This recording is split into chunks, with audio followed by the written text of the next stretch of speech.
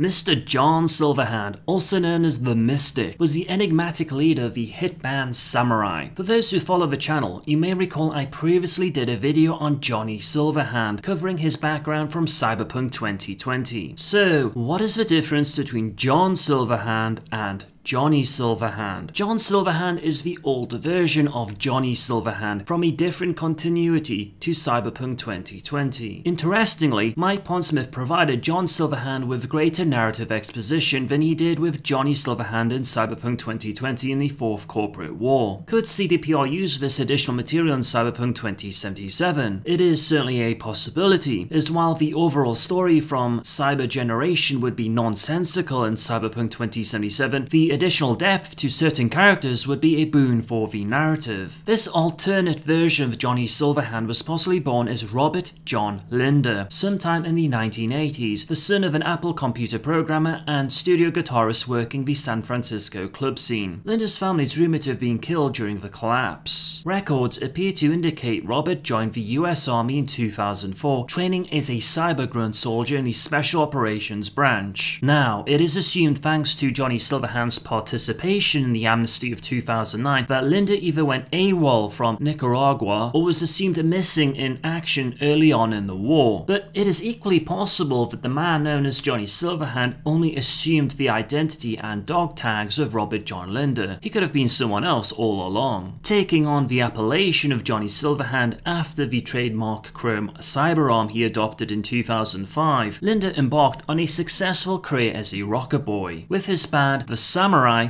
he penned legendary tracks such as Chippin In, Metal Soul, and Never Fade Away. In 2019, lightning struck Johnny Silverhand in the form of a botched Biotechnica-sponsored assassination. Biotechnica was responsible for producing Chew 2 amongst other things. What is commonly believed is that Johnny Silverhand emerged from hiding nearly a year later to release Clone Wars, a highly political concept album detailing the abuses and dangers of human genetic tampering. Clone Wars was mentioned in the Cyberpunk 2020 sourcebook. Where the narrative diverges from my previous video is that the assassination was partly successful. Johnny Silverhand's body was torn in half by an improvised explosive device that ripped his AV-7 apart. Johnny Silverhand lay near death in a cryogenic tank for nearly a month before his location was found by the ghost of Alt Cunningham. If you recall from the previous video, Arasaka had used the Soul Killer on Alt, meaning her ghost now wandered the net. In this timeline, Alt had cloned herself a new body, the Alt 2 Cunningham. Alt offered to upload Johnny's ghost to the net, then download him into a new cloned body. Johnny Silverhand agreed. 8 months later, Johnny Silverhand appeared at a press conference to release the delayed Clone Wars album. As Johnny knew he had been put into a cloned body, in many respects this gave special poignancy to his work. However, this second version of Johnny Silverhand was a subtly changed man. Having stared death in the face and lived to tell the tale, he became more political. His next 4 albums, Ring of Fire in 2021, Surrendered Gold in 2022,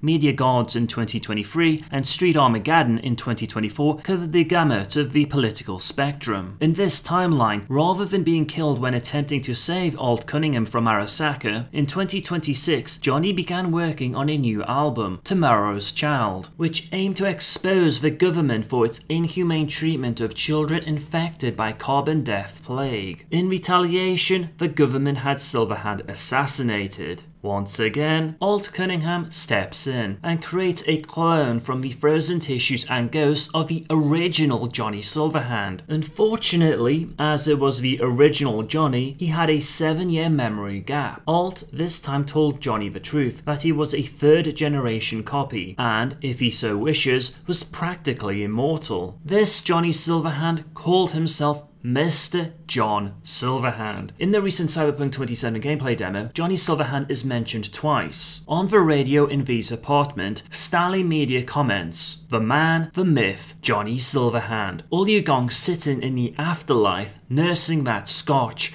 waiting for something better. You know what I mean. Been a year since he went on his last ride. So, for the Edgerunners out there, and for you, Johnny boy, here's Chippin In." Hello, Night City. Your man Stan here with a cheat sheet on all last night's biz.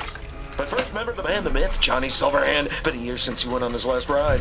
All you gunks sitting in the afterlife nursing that scotch waiting for something better. You know what I mean.